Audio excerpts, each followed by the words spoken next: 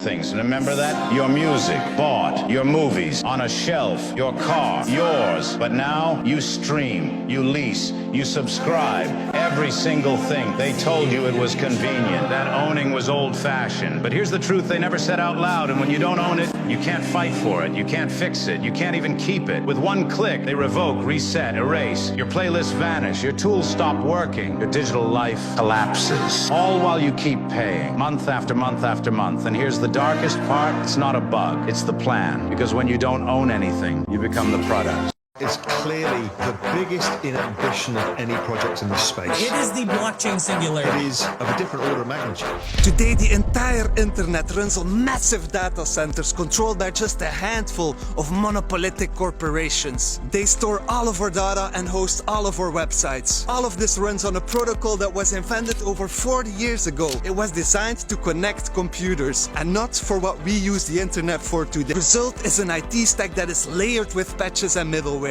Hackers drained about $1.5 billion from the company on Friday.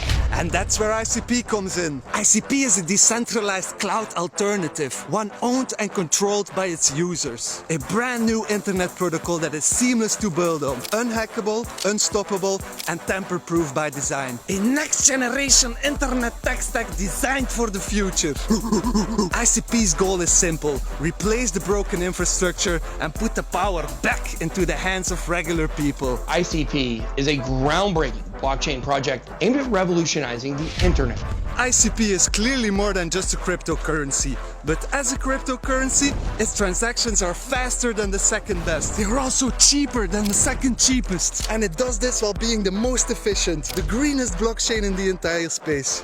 ICP gets a lot of critique for being centralized, but look who's first on this list. But metrics are boring, so let's talk tech, because every crypto claims their apps run on-chain. But here's the reality: ICP is the only blockchain to run websites and applications and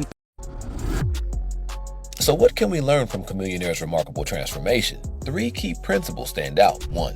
Fame is temporary. Ownership is forever. One thing I was really confident about is like, I gotta make money off the music. I just don't understand the idea of, putting your blood, sweat, and tears on music and then not making the money. This applies to more than just music. Jobs, industries, and trends can all disappear. Most rappers make millions, but few stay rich because they don't own anything. They get massive checks and spend them just as fast, forgetting that short-term income isn't real wealth. Chamillionaire did the opposite. He made money from music, but instead of wasting it, he invested it in assets that would grow in value over time. So what's the lesson? If you're making money now, don't just spend it. Put it into things that appreciate. That could mean stocks, real estate, starting a business, or even just saving and investing smartly. The goal isn't just to earn, it's to own. 2. The smartest move is knowing when to pivot. Success in any field isn't just about working hard, it's about knowing when to switch lanes. Chamillionaire could have stayed in rap, fighting to stay relevant in an industry that was changing fast. But instead of clinging to fading opportunity, he adapted. He saw the shift toward streaming, recognized the music industry's financial struggles, and pivoted into something more sustainable. How does this apply to you? If you're in a career or industry that's shrinking or no longer serving you, it might be time to rethink your next steps. The world is changing fast. Jobs are becoming obsolete. Businesses are evolving, and new opportunities appear every day. Be willing to learn new skills, explore different paths, and invest in your future instead of holding on to something that's no longer working. 3. Real success doesn't have to be loud. In an era of Instagram flexing and constant self-promotion, Chamillionaire built his empire in relative silence. No flashy announcements for every deal, no social media bragging about each win, just focused execution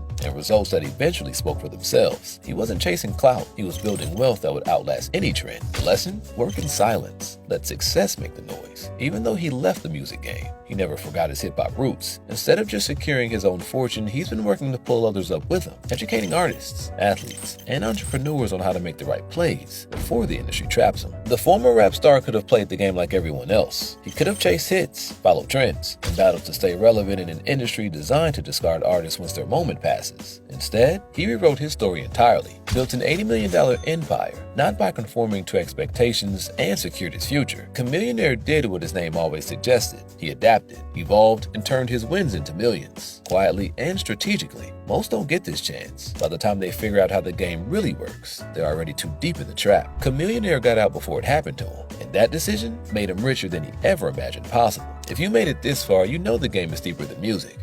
but it's packed with real business lessons that hit deep. She started with heart, drive, and a clear goal, but got played by power, image, and misplaced trust. Key takeaways from Jasmine's journey include: read the fine print. Every deal has a trade-off. If you don't know what you're giving up, you might be giving up everything. Ownership is more than having your name on it. Control is what counts. Of your product, pricing, brand, and vision. Watch for exploitation masked as opportunity. Just because someone offers the help doesn't mean they're not here to take. Outrage is a business tool. If you don't control the message, someone else will monetize your movement. Your supporters can flip. The same crowd cheering for your success might turn the second you can't deliver. Build for resilience, not just popularity. When the smoke clears, winter hits. Literally, the temperature drops. So does the illusion. It starts snowing in Woodcrest. Meanwhile, Huey, still rocking that coat. From the very start, he knew. While everyone melted in the February heat, he saw what was coming. The fall, the freeze, the truth. And there's Jasmine, sitting in the cold, shivering, talking to herself about a new idea. Have I ever told you about Jasmine's hot chocolate explosion? It will be a delivery service for hot chocolate. That's a lesson in itself.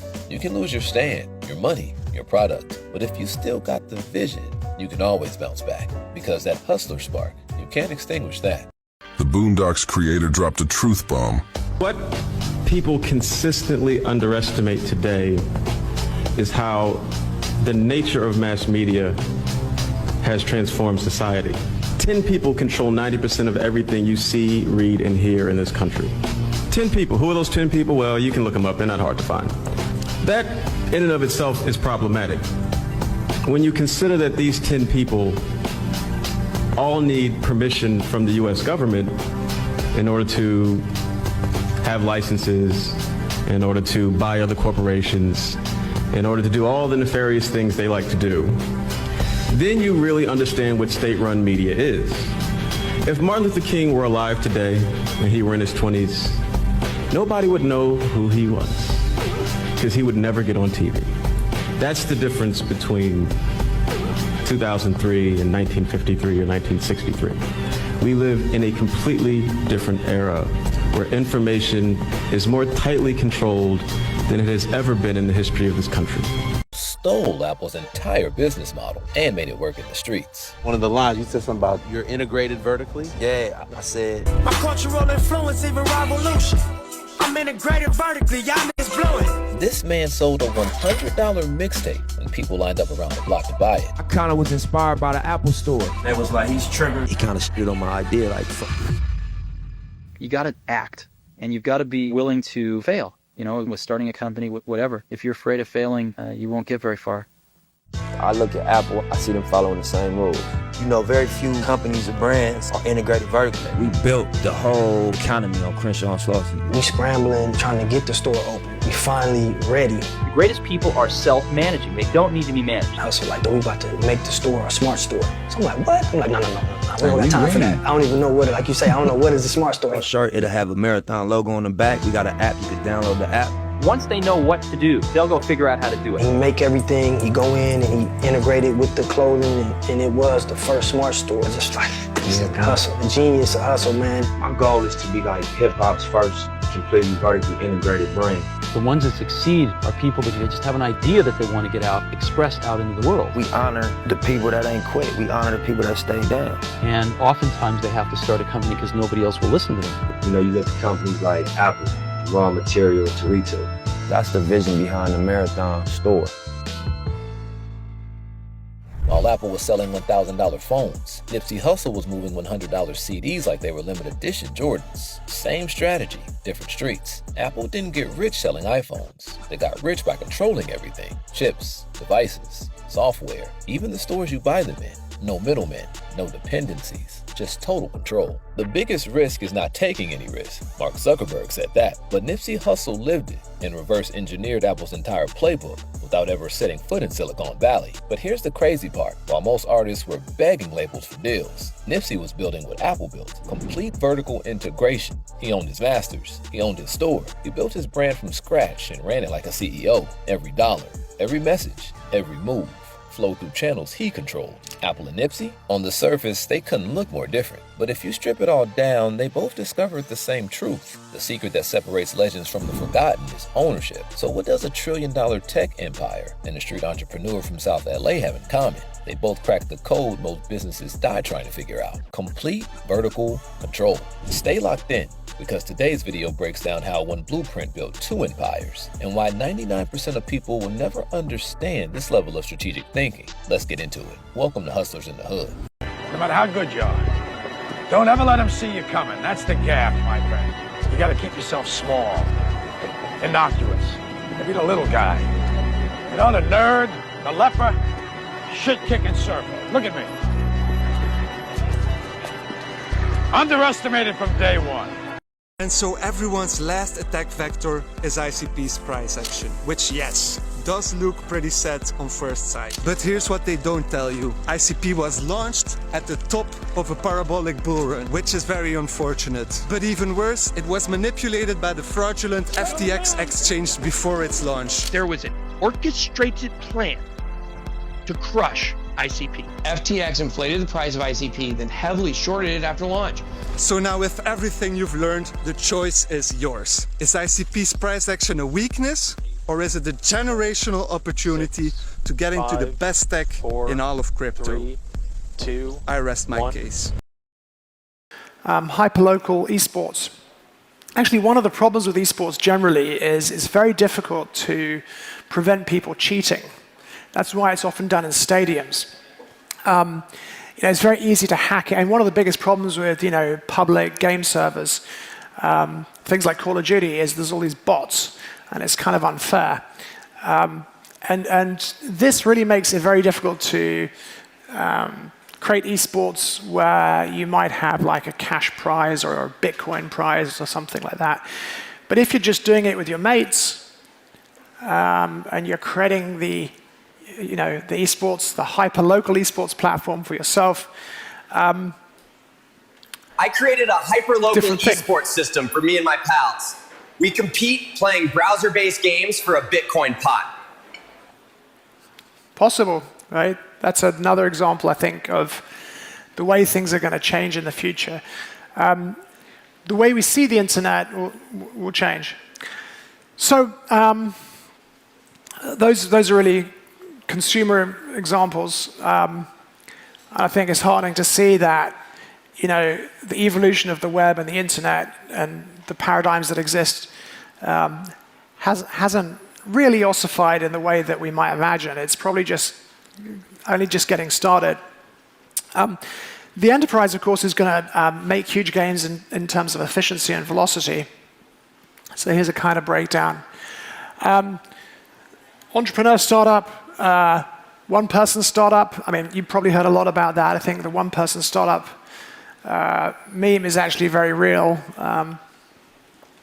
Startup from the developing world, like that's a big deal. Like, I lived in Silicon Valley and Palo Alto for many years, and I can tell you it's much, much easier being an entrepreneur in Silicon Valley than it is in London, where I came from originally.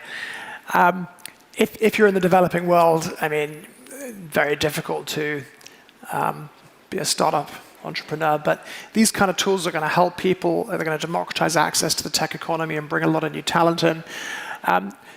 Even if you've got a big team here, you're going to get more velocity.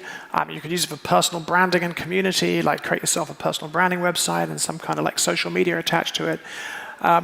You can use it to design advanced Web3 functionality. So one of the interesting things with the Internet computer is it's powered by a lot of, it's a mathematically created platform, and it's got a lot of very interesting cryptography inside, so it can interact with Web3 blockchains trustlessly, so you can do that. SME, I mean, e-commerce website, tennis booking session. But then you get into the NGO space, and you can imagine it, refugee assistance, a school district fundraising project, but also within the corporate and government environment, there's a lot of applications. And we've been doing early demos to governmental agencies, and they're very interested. Because, of course, it's really hard for them to develop stuff. So there's the obvious applications like CRM and ERP and workflow management and intranet portals. But you can also give like departments a certain level of independence. So we've really been talking about self-writing apps. For us, the self-writing internet is the self-writing app paradigm, which could be built using a sort of dedicated new stack, which is more traditional. But for us, the self-writing internet involves sovereign apps too. So this is how we've done it. I mentioned before, I work at Affinity, and there's a network called the Internet Computer. Huge amount of R&D work's gone into creating this over many, many years.